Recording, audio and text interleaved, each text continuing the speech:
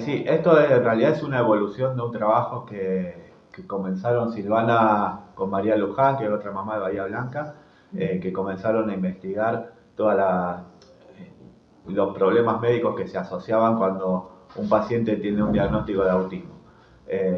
Eso comenzó más o menos en 2007 y bueno, en principio se presentó como un proyecto que se iba a presentar a la Sociedad de Pediatría y después salió en formato de libro y en principio se presentó como un primer libro. Bueno, esto fue evolucionando, yo un poco no estuve tanto en el tema pero bueno, Silvana siguió con esto y el doctor Loyácono con la doctora María Luján siguieron con el proyecto, se amplió un poco y bueno, salió este libro que hoy creo que es una bibliografía muy importante para todos los que estamos atendiendo chicos con autismo, principalmente desde la parte médica, o sea, desde pediatría. Silvana, en el caso tuyo, bueno, tus hijos son uno de los primeros casos que hay en Colón, por lo menos desde que se habla de TGD, de TEA, autismo, llamémoslo como sea, pero es una patología y bueno, en ese momento, aquel año 2000, 2001, no se hablaba de esto. No. Hoy se habla un poco más y conocemos un poco más. Sí, conocemos más porque la prevalencia está aumentando. Marta Herbert, que es la neuróloga especialista en TEA, es una neuróloga de Harvard, ella dice que el autismo no es una tragedia, es una catástrofe. Y en realidad lo estamos viendo en nuestra cotidianidad, que en el momento que nosotros empezamos era un niño diagnosticado cada 10.000 y ahora es 1 en 36. Y la prevalencia va en aumento, ¿no? Esas son las estadísticas de Estados Unidos, de la CDC, y bueno, lamentablemente en Argentina no tenemos estadísticas tan confiables. La idea de también elaborar este trabajo y de difundirlo es que se empiecen a generar compromisos desde todos los ámbitos para poder abordar lo que se viene, ¿no? Porque realmente es una catástrofe que tengamos tantos niños con TEA. Bien, háblenme bien específicamente del libro, digamos, bueno, cuál es ese enfoque, como para que la gente sepa, dónde adquirirlo el libro. Bueno, el enfoque es, como dijo Diego, es un tratamiento, es una perspectiva que ve al autismo de cuerpo entero, no solo desde el psiquismo, como dijimos antes acá, y bueno, la idea es enfocarnos en las comorbilidades, o sea que en los síntomas que tiene un niño, en los signos, más allá de su diagnóstico.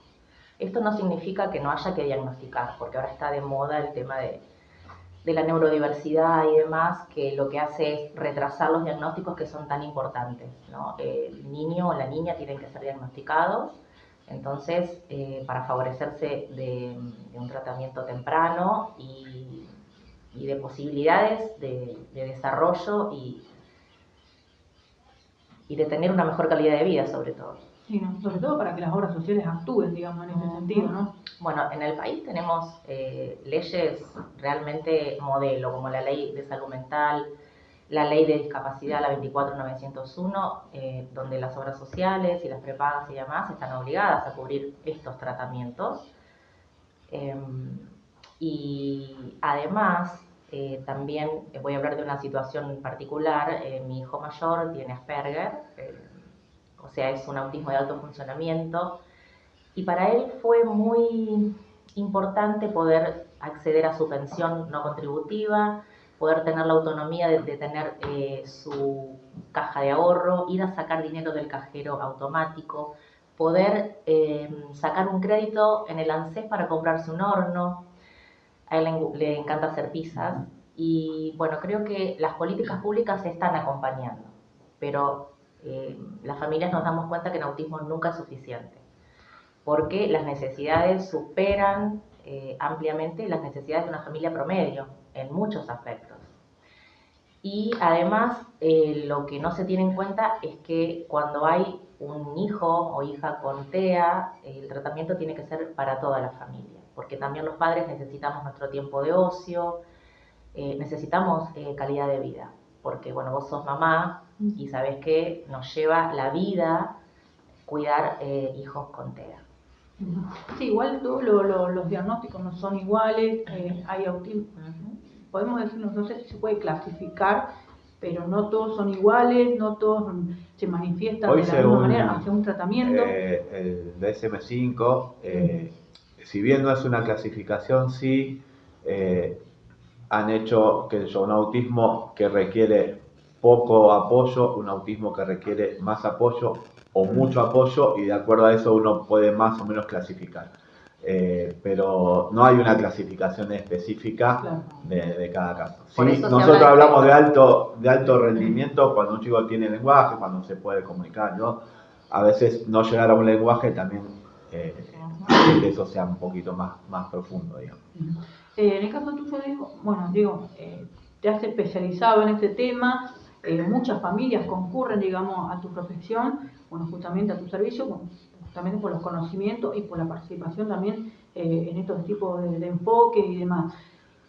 No hay una estadística en Colón de cuántos casos tenemos, bueno, más allá de los que están siendo atendidos. Yo no tengo una estadística, estamos trabajando en eso porque con discapacidad estamos trabajando en eso para poder saber cuántos chicos, pero sí tengo mi experiencia. O sea, yo vine a Colón más o menos en el año 2008, empecé a hacer consultorio privado y de ahí a hoy, 2023, he visto crecer la cantidad de chicos en mi consultorio. O sea, no necesito la estadística en sí escrita, pero la he visto y lo veo hoy todos los días. Hoy no sé cuántos pacientes habrá, pero de conocer 2 o 3 chicos, hoy se conocen muchísimos chicos con diagnóstico que están en el espectro.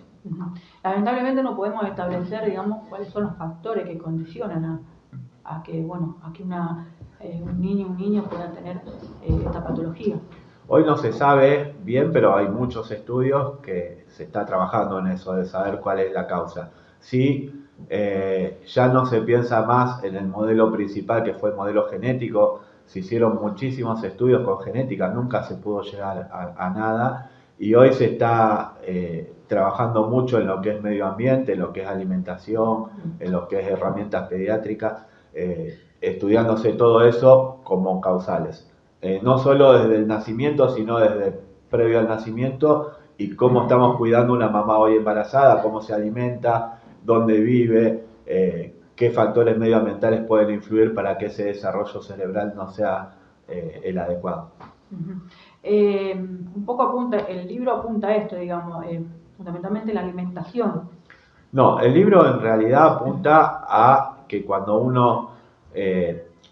un paciente que consulta porque está en el espectro, que ya tiene diagnóstico o no, o que te consulta porque está teniendo algunos síntomas, uno pueda investigar otras cosas. No solamente el sistema nervioso, sino, como dijo Silvana, el cuerpo entero.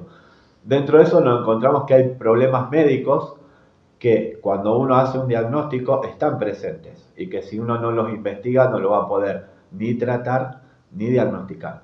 Entonces, a lo que apunta el libro es a una parte que no se está trabajando en otros enfoques, que es la parte médica. O sea, hoy te llega un paciente, tiene diagnóstico, lo que hace el pediatra generalmente o el médico generalista que le llega a ese paciente es derivarlo a un especialista, neurología, psiquiatría, y muchas veces ese paciente se pierde o no vuelve.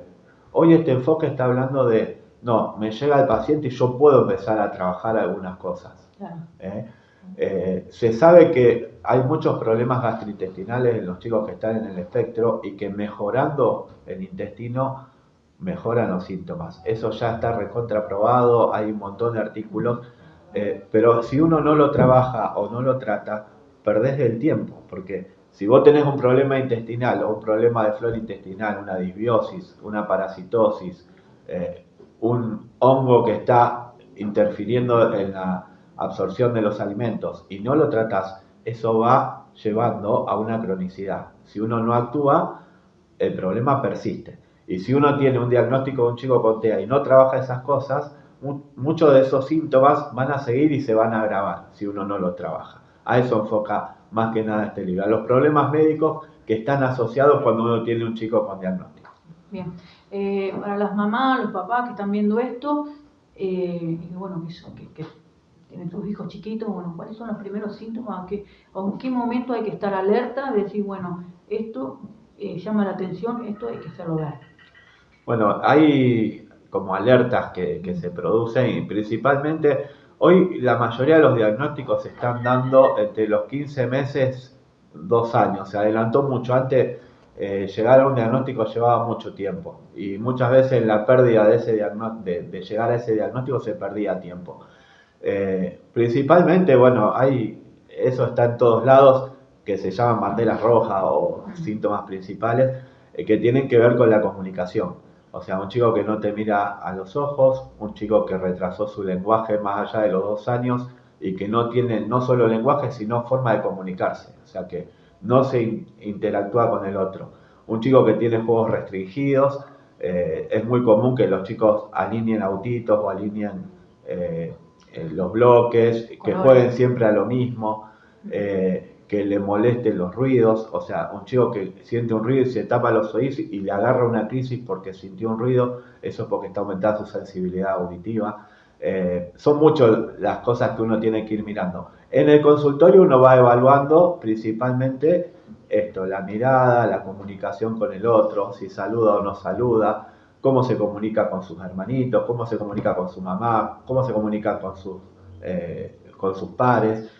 Y muchas veces los síntomas los detecta el propio padre, que ahí es cuando yo le digo a los pediatras, escuchen a los papás, porque muchas veces dicen, no, ya se le va a pasar, no, ya va a hablar, y a veces ese ya va hace perder tiempo. Y en esto el tiempo es fundamental para una buena calidad de vida del paciente. Silvana, como mamá, bueno, tenés toda la experiencia, tenés la información, y hoy ¿qué mensaje puedes darle a aquellas mamás y papás que están iniciando en este proceso de ayudar a acompañar a su hijo o hija con autismo? Bueno, primero, hay mucha angustia y mucha culpabilidad cuando uno recibe un diagnóstico de un hijo, entonces que no duden, que son los padres correctos para sus hijos, su mamá correcta, su papá correcto, y que se escuchen a sí mismos y no escuchen tanto las opiniones, porque van a tener miles de opiniones. El autismo es una entidad de la que todavía, inclusive con los avances de la ciencia, no se conocen las causas, es multicausal. Entonces tenemos que estar alertas, dispuestos a analizar, a investigar, a buscar, que no se queden con las opiniones. Yo nunca me quedé con las opiniones, si bien vengo del ámbito de las ciencias sociales, siempre tuve una perspectiva muy crítica con todo, entonces eso me permitió poder llegar a donde llegamos ahora. Pero fundamentalmente eso, que no se queden, que no esperen, como dice Diego, acá el tiempo es muy importante. Y bueno, y cada vez, y por supuesto que acudan a las redes de apoyo, porque entre padres nos pasamos mucha información. No sé, ¿qué más? Lorena. Silvana, a lo mejor esto no tiene nada que ver, o sí, eso. Vos también te dedicás un poco a las terapias alternativas, digamos, como es la constelación familiar. ¿Influye en algo en esto? ¿Ayuda, no ayuda? Bueno, a nosotros, como familia, a mí particularmente como mamá, me sirvió mucho para poder tener esta claridad que tengo y saber que todos hacemos lo que podemos y saber que más allá de la biología de una persona hay cuestiones espirituales, emocionales que nos influyen. Entonces, si nosotros podemos ordenarnos en ese ámbito, es como que todo se comprende de otra manera. Tener hijos con estas problemáticas nos invita a reflexionar un poco sobre las posibilidades que genera transitar por esta experiencia. Nos hace mejores personas, nos hace más conscientes de cómo tenemos que vivir, de cómo tenemos que tratarnos entre nosotros. Nos hace crecer mucho como personas. También es algo que nos puede destruir.